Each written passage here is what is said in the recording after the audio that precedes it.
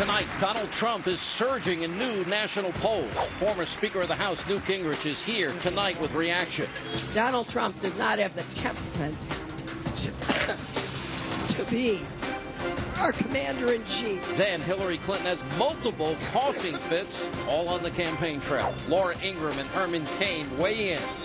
And Hillary Clinton is also in hot water after the FBI releases documents on its investigation into her private email server. David Posse, Doug Schoen, Larry Elder react tonight. I believe we need a civil rights agenda for our time. Plus, Donald Trump delivers a powerful speech to African Americans in Detroit. We'll check in with the Reverend Darrell Scott and Sheriff David Clark. They join us.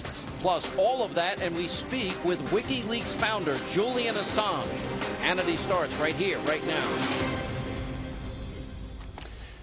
And welcome to Hannity tonight. With just 9 weeks to go before the general election, Donald Trump is now surging in new national polls. In a CNN ORC poll out today, Trump is now leading Hillary Clinton 45-43 in a four-way race among likely voters.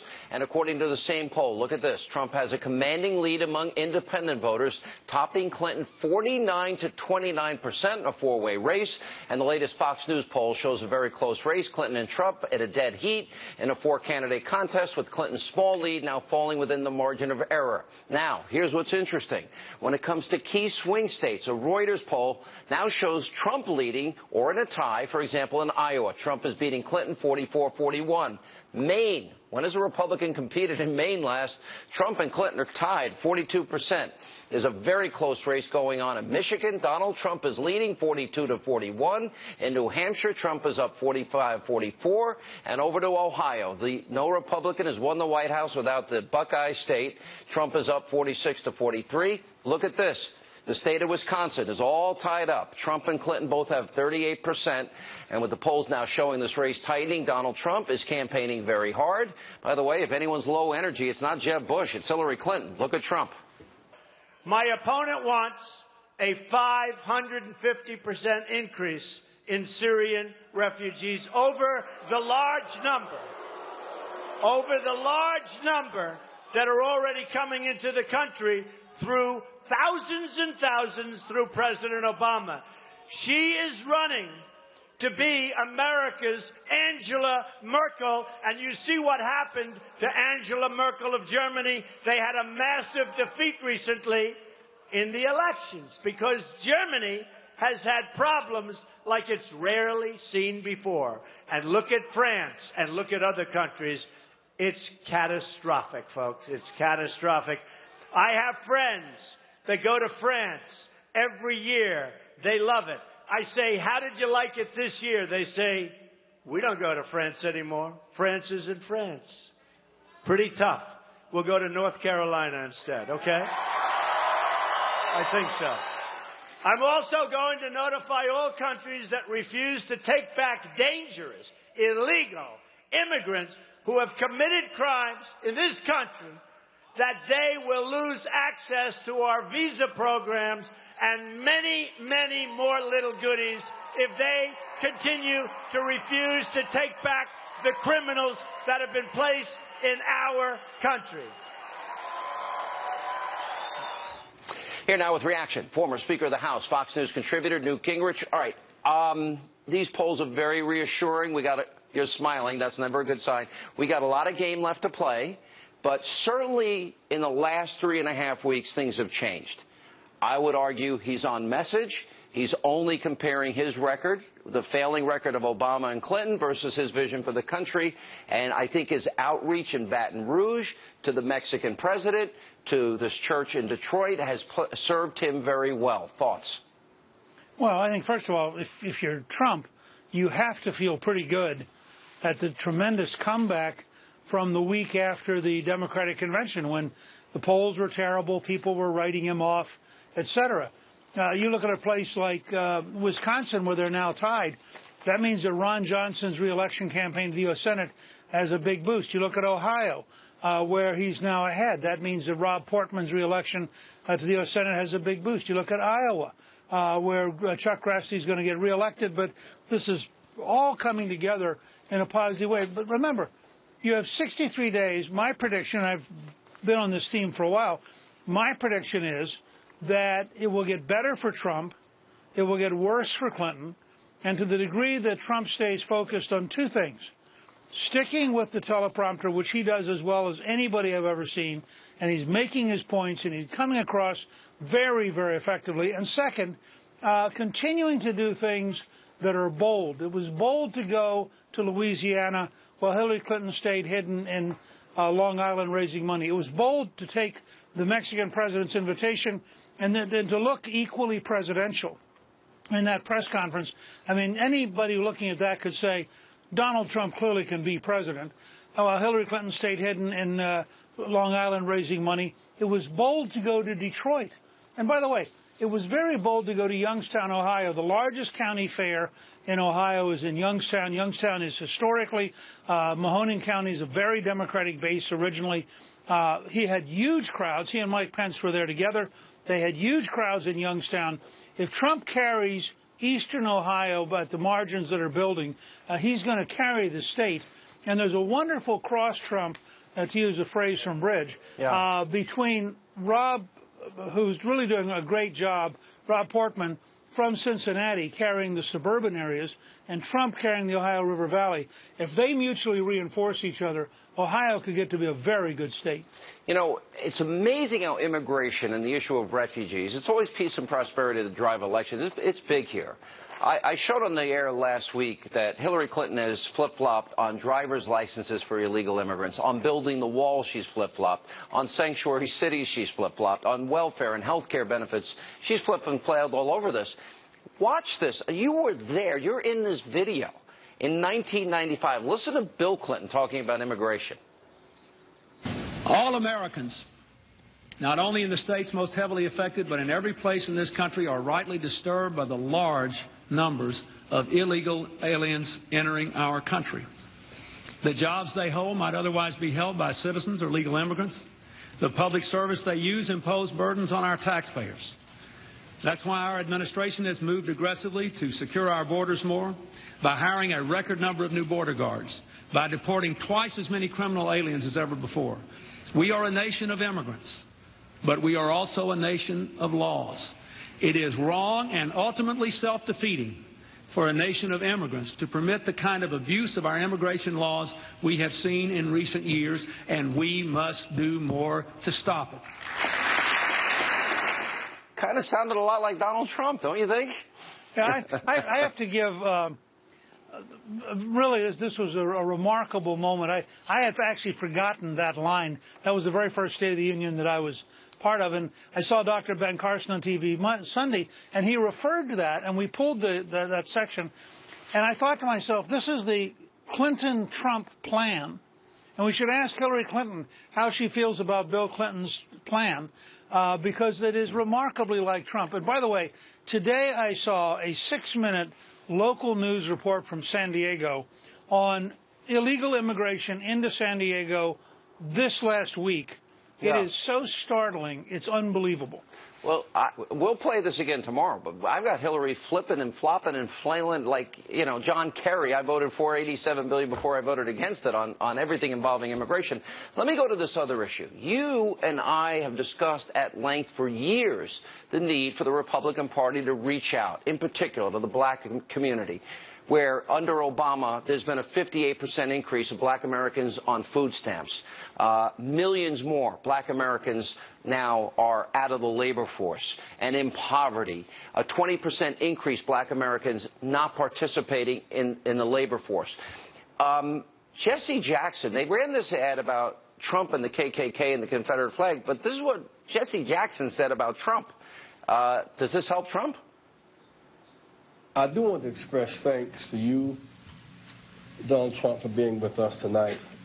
We need your building skills, your gusto, your rent package for people on Wall Street who represent diversity.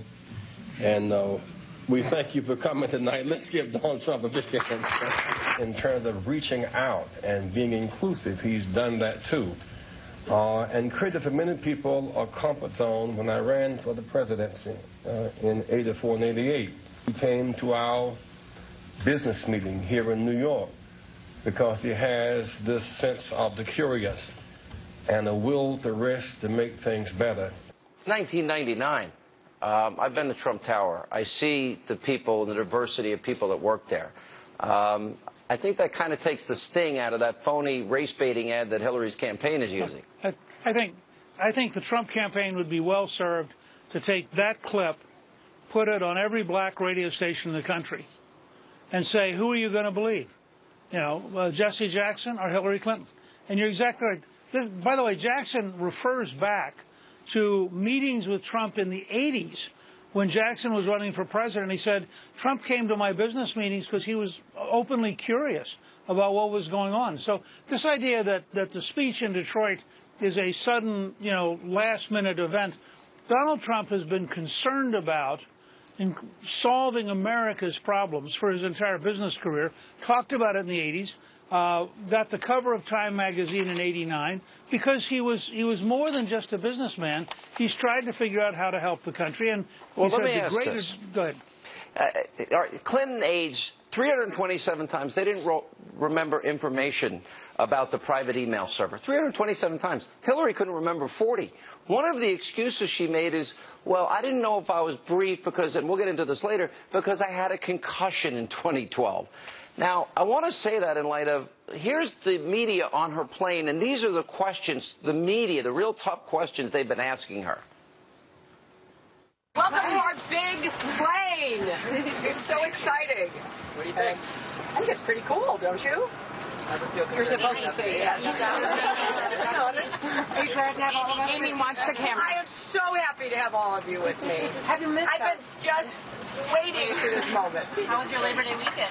It was good. It was really good. Yeah, we had a good time. The last moment of Happy Labor Day. I know, it's exactly right. Do you have a Labor Day message? Oh, I do. You'll hear it. I definitely do. So she can't remember. She says her concussion caused her to forget all of these horrible things about her. And I'm thinking, you can't come up with a better question than that? Or the pay-to-play scandal in the Clinton Foundation? Well, but you're asking the elite media to be other than who they are. They are essentially the offensive wing of the Democratic Party. They're totally connected to the Democrats. They're desperately hoping that she'll win. And they're willing to cover up for her every way they can. The problem they've got is that her problems are so big that they keep leaking through despite the best efforts of the elite media. And the country, week by week, learns more about how dishonest and corrupt Hillary is. Again, think about this. I mean, if you're Donald Trump and you're preparing for a debate and you're going to face a person who cannot remember 46 times and who lies routinely, how do you prepare to debate that? I mean, the moderator is going to ask her something and she's going to say, well, I don't quite remember. And that she wants us to believe she's ready for the 2 o'clock in the morning phone call. All right, I got it. You're on your A game. Welcome back. Okay. I know you were on vacation. Thanks for being with us. Good to be with you. And up next, tonight, right here on Hannity.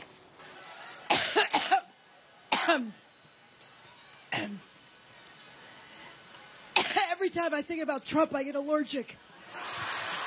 Hillary, yet another coughing fit. 4 minutes, 22 seconds, and she finally took a couple of questions from the press, but they're all softballs.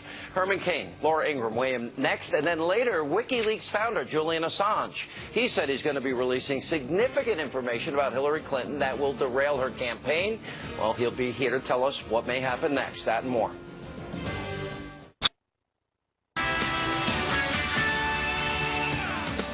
Live from America's News headquarters, I'm Jackie Ibanez. The Zika virus is at the center of a new debate on the Senate floor. After returning to Capitol Hill following a 7-week summer break, lawmakers now face the task of containing the virus. A funding package worth more than $1 billion is on the floor, but Democrats are blocking it. That's because GOP lawmakers want to tack on restrictions on Planned Parenthood. In the past few months, several cases of Zika have emerged here in the U.S., mostly in Florida. As Hermine dies over the Atlantic, a new threat is emerging on the opposite end of the country. Hurricane Newt has been pelting Baja California's resorts with rain and 90-mile-per-hour winds. Tourists there, they're being warned to stay in their hotel rooms, and the threat could eventually reach the U.S. Forecasters fear the effects of Newt will trigger flooding in the Southwest. I'm Jackie Ibanez. Now back to Hannity. I've been talking so.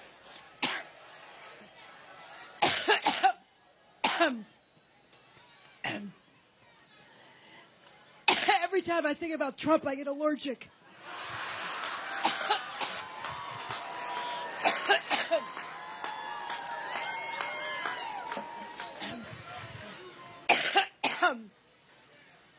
Boy, we have 63 days to go.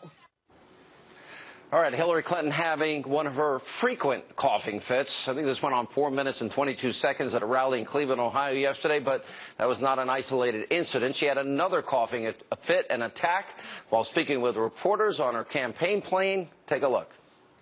So, you got some water? Yep. Thank you. Thanks.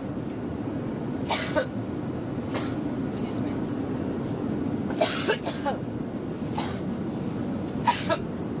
I'll be right.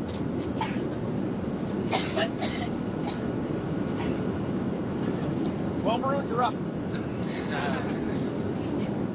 Earlier today, the Drudge Report ran a headline highlighting Clinton's recent history of coughing fits. By the way, we're just going to keep in the corner of the screen, just we kind of put them all together. Just take a look. Does it raise questions about her health, especially in light of the revelation she told the FBI that, well, she couldn't remember a lot of things because she had a concussion in 2012.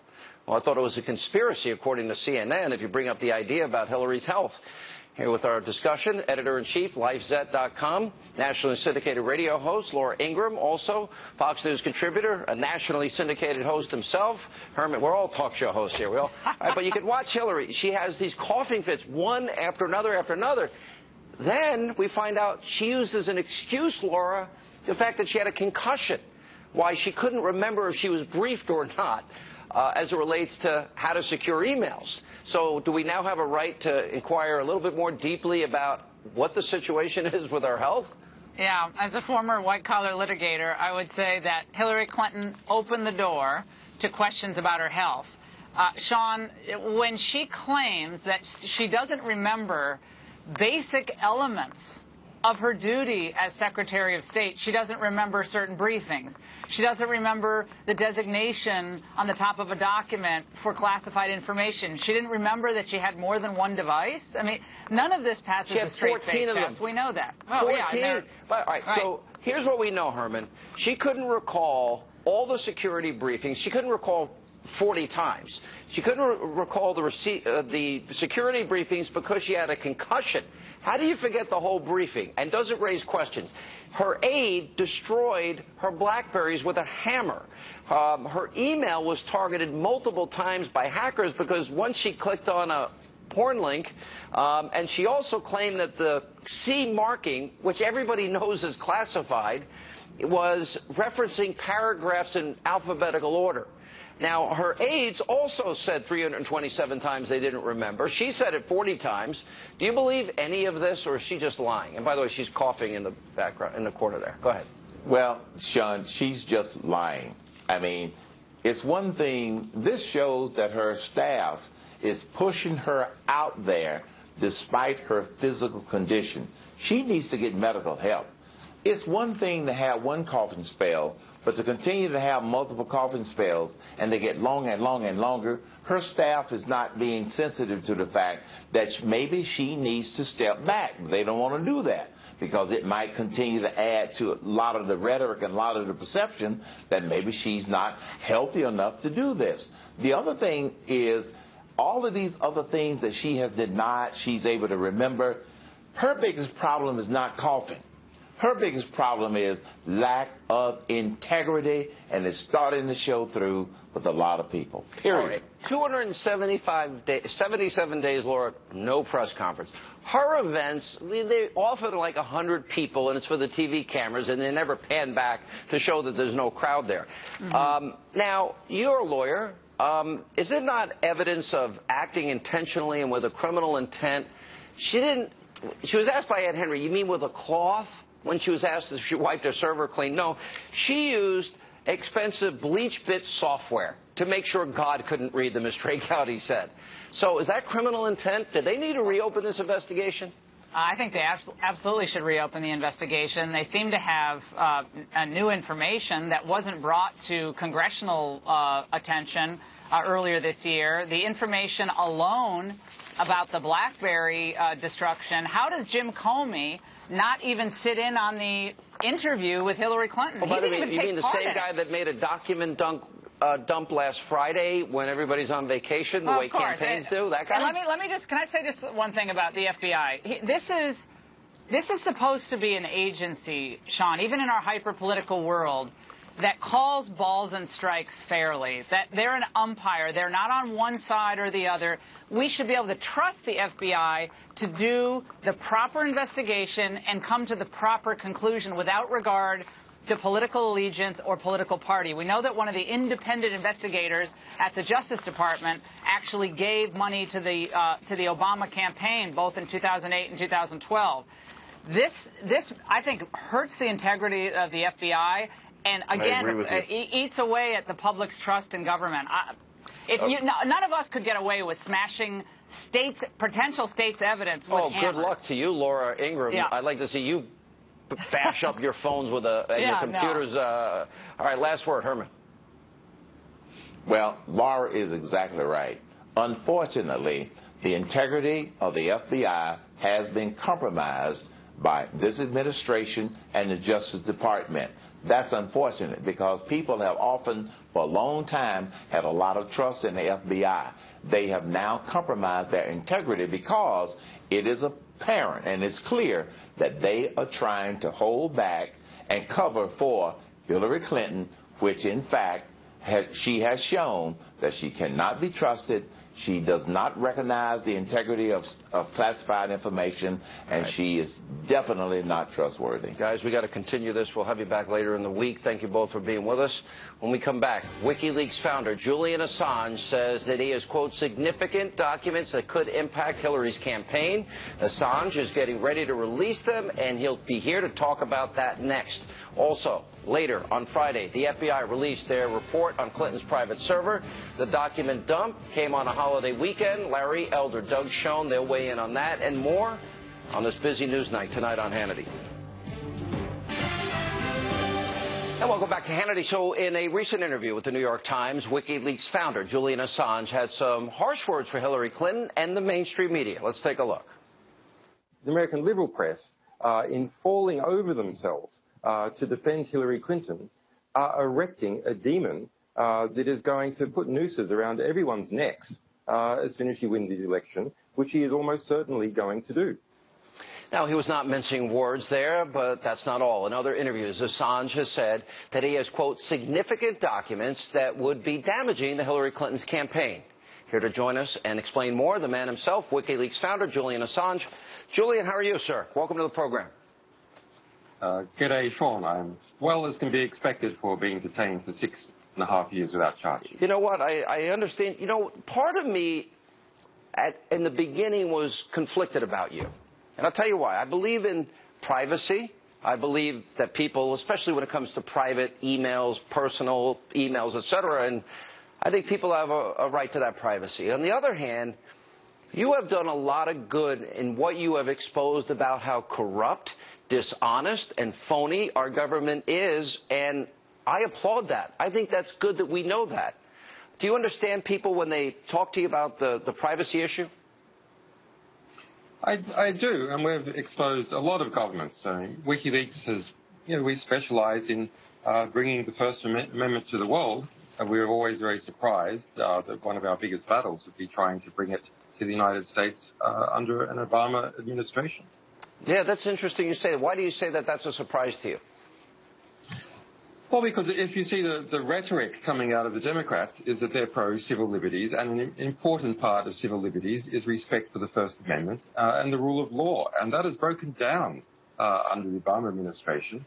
And Hillary Clinton was part of that process. She has, and the Obama administration has, attempted to prosecute more journalists and journalistic sources under the Espionage Act, that same Espionage Act that she was being investigated under, than all previous presidencies combined. Yeah. Not just more than any one of them, than more than all of them combined. So there's, under Obama, an epidemic has developed of abusing national security laws to crack down on what is legitimate use of the First Amendment. You said to PBS that you have a significant amount of information. The information itself is significant pertaining to Hillary Clinton's campaign. You will be releasing it in several batches as you are finishing it from a journalistic standpoint. How many batches, as you described them, do you think you'll be releasing, and how soon?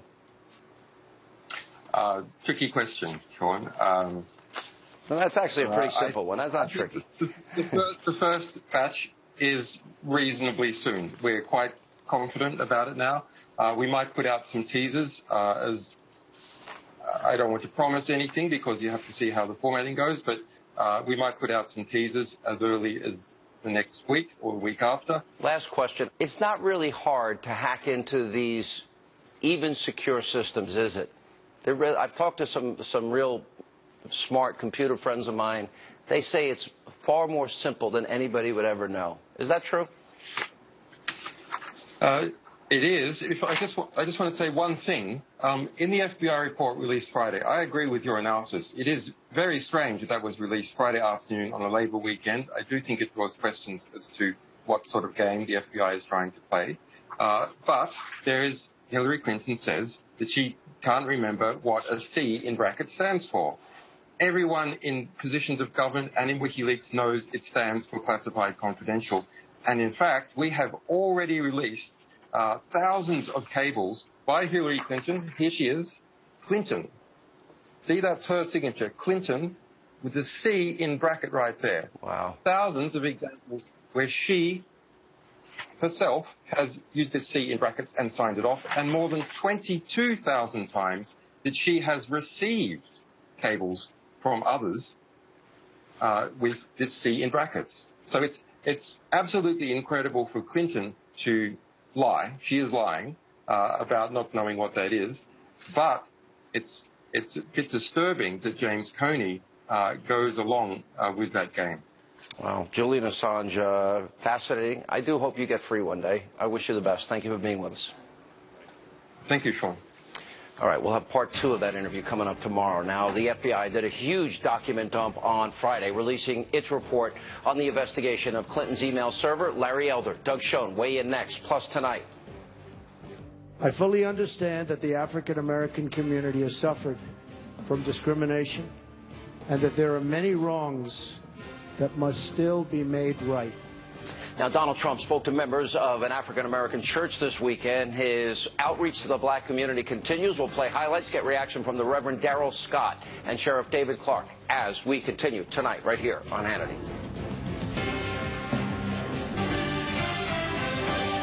And welcome back to Hannity. So on Friday, the FBI decided to dump documents on its investigation into Hillary Clinton's use of a private email server.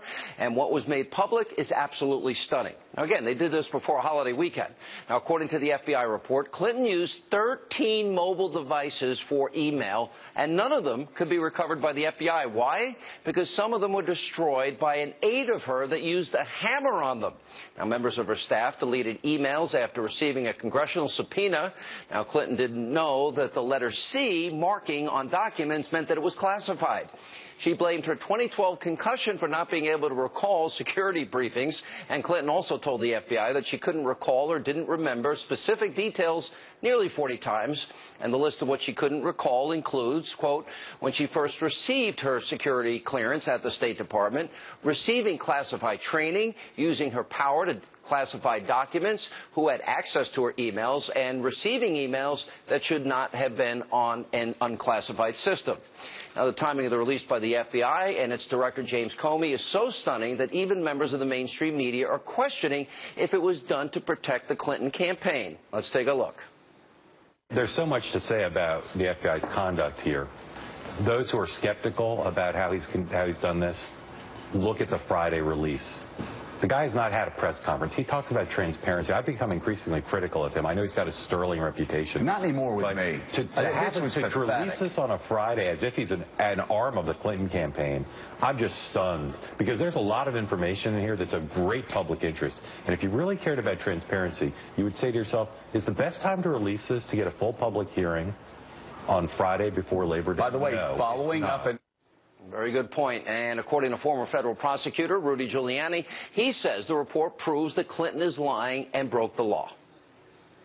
I think she is doing something called lying, which violates AG United States Code, Section 1001.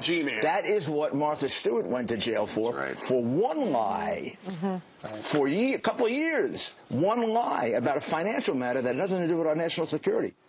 Here with reaction, Salem radio nationally syndicated host Larry Elder, Fox News contributor, former Clinton pollster Doug Schoen. So doesn't that show that she acted intentionally, the campaign, or her people acted intentionally and with criminal intent when you use bleach bit? Ed Henry asked her, well, did you wipe the server clean? And she goes, you mean like with a cloth? No, they use bleach bit. Bleach bit is designed to make sure, as Trey Gowdy said, God can't find those emails. So isn't that obstruction? Doesn't that get to the heart of intent? As a trained lawyer, I've learned not to make judgments about cases I've not been in. But, Sean, it looks pretty darn close to me. And I say this as a Clinton supporter. All I can say is Mr. Comey, I think, has a lot more questions to answer for his behavior. I agree with Mark Halpern. Clinton aged 327 times, Larry Elder. They couldn't recall the details. And, by the way, the Hannity conspiracy about her health, it appears I was way ahead of the curve, considering she is citing her concussion for not being able to recall. I'd like to know, well, what else doesn't she recall? Does she know that, what happened on 9/11? Does she recall the Sunday after 9/11? She was for profiling Muslim Americans. Just a few little details she might have forgotten. Well, her top surrogate, of course, is Governor Tim Kaine, her running mate, and he did not hold up very well under persistent but fair questioning by Martha Raddatz over at ABC. The arguments are three. James Comey did not make a criminal referral, and, by the way, she apologized, she made a mistake. Oh, and Donald Trump has not turned over his tax returns. The problem with James Comey not making a criminal referral is that most Americans believe that he should have made one. Even Colin Kaepernick said that if it hadn't been for anybody other than Hillary, she would have been in prison. And the other argument about her being sorry, when Dick Cheney was alleged to have outed a covert agent, critics didn't say he made a mistake. Critics said that he jeopardized national security. She has jeopardized national security. And regarding Donald Trump not being transparent, it's called a non sequitur. It's called a dodge. She's not been transparent. She said she turned over all of her relevant email. We find out now that she did not turn over all of her relevant email. She did send and receive classified information. She did send and receive here's my classified information that was marked as such. This is awful, and it undermines, if not completely offsets, her number one argument against Donald Trump, the strongest argument against Donald Trump, which is he's too dangerous to be near the nuclear codes. If she remembered losing the memory of the briefings that apparently she was supposed to take or did take, what else does she remember not remembering? I'd like to know the answer to that question. I think the answer is there is no answer to that question. Whatever's convenient, Doug. Speaks volumes. Whatever's convenient. Secretary Clinton got through this. This is politics. She is going to hit Donald Trump very, very hard because, as we've said, Sean, there is not much of an argument that she's made or at this point can be made for her candidacy. She's going to hit hard. She's going to focus on the only way she could win is to be negative against Trump. She can't run on a record. She can't run on honesty. She can't run on vision. She's got nothing but negativity. That's what you're saying. That is what she is going to do. It's what. And that's all she can do. I think at this point, she could articulate a vision. Wow. She won't. But she's going to stay negative, unrelenting, $1 billion, $1.5 billion worth of communications. That's just a fact. Larry, I don't disagree with Doug because that's all she's got. I mean, it's pretty pathetic that so many people support her, but... Doug has always been sane and rational. Has never hit below the belt. And what else does she have? She can't talk about economic growth because there hasn't been economic growth. And she can't talk about anything other than Donald Trump is reckless, he's racist, he's a homophobe, he's a xenophobe, because that's all she's got. And what's happened? Donald Trump's poll numbers are going to rise within the black community, as I predicted to you a long time ago. He's going to get between 10 and 15%, and she cannot win. Donald Trump's going to be the next president of the United States because the strongest argument against Donald Trump is that he's reckless, he's irresponsible, he can't be trusted, and Hillary has now offset that strongest argument. She's in very, very serious trouble. I agree with you, but I agree with Doug in as much as this is not done yet. A lot of game to play. Race. A lot of game to play. Very close race. And up next, three debates. Right here on Hannity. It's from the pews and pulpits and Christian teachings of black churches all across this land that the civil rights movement lifted up its soul and lifted up the soul of our nation.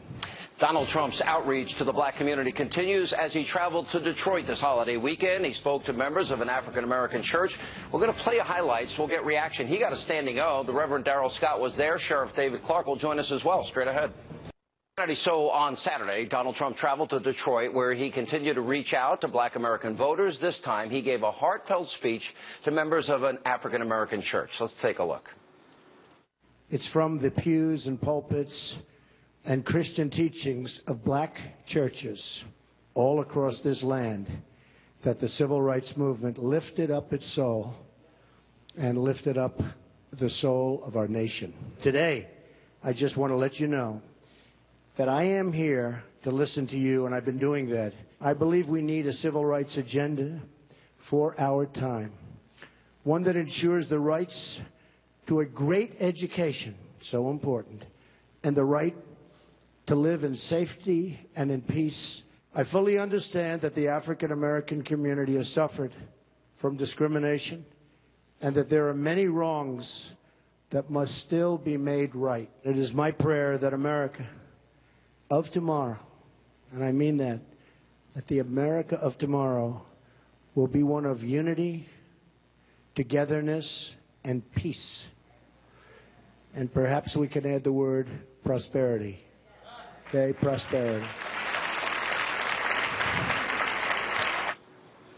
And joining us now with reaction, Milwaukee County Sheriff David Clark and the CEO for the National Diversity Coalition for Trump. He was in the audience, the Reverend Darrell Scott. Reverend Scott, two things that stood out in my mind. When Al Gore would go before predominantly black audiences, he would go into he would change his pitch, his tone, his cadence, his delivery, and try and be a black preacher. Hillary did the same thing. I played it many times. I think that's so condescending. And I saw Donald Trump speak to people, as he does everybody, with a little bit of reverence for being in a church. I give him credit for that. But he keeps reaching out to the black community and pointing out what I've been pointing out. Black Americans, P. Diddy even said it.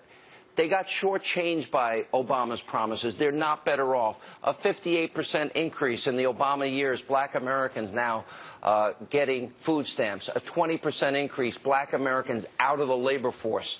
They've been disproportionately impacted, and Donald Trump keeps making this outreach. Will it pay dividends for him?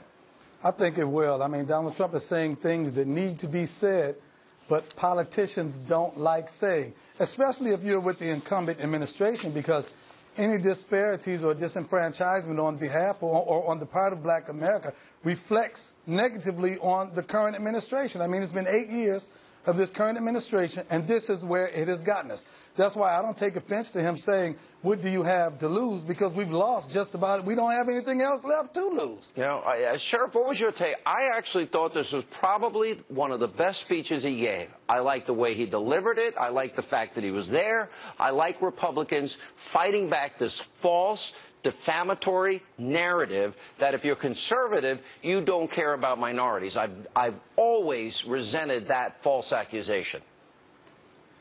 This has been nothing short of splendid. It even surprised me. And what I mean by that is I thought there'd be a little lag time, before we saw some results, but it seems to be happening. And I'm not talking about a huge shift, but black people just want to be talked to. What I got out of that whole speech, and I listened to it, but I like the tone at which he talked to us, too. He talked to us like we're adults. He didn't talk to us like we're a bunch of infants, and he didn't show up in this very clumsy way like Mrs. Bill Clinton does, with a bottle of hot sauce in her purse and eating a plate of watermelon, and thinking that that's cool, or going into, like you said, Am I allowed to laugh at this? No way is tired. Do you guys notice Al Gore goes into a black church and he goes into that preacher, and the glory of the Lord shall be, and Hillary goes in, starts, That's I ain't feel That's no very ways tired.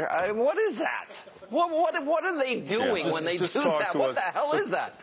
The other thing that I like, Sean, is he's right. We need a new civil rights agenda. The civil rights agenda of the 21st century for the Democrats has been to mainstream criminal behavior and more rights for criminals. But Donald was very clear, Mr. Trump, I'm sorry, with all due respect, better schools for their kids, meaningful work, adequate housing, things like that are what the black community needs. The problem for the Democrats right now, Sean, is that they can't look and extol the virtues of living in the ghetto, because that could kind of end this. But they can't say to black people, look around, isn't this great? That's the problem for them right now. They're going to have to spend a lot more resources on this than they anticipated going into the final 60 days. All right, guys. Thank you both. Thanks, man. God bless you. You too. God bless you. Coming up next, a very important question of the day. We need your help. That's straight ahead.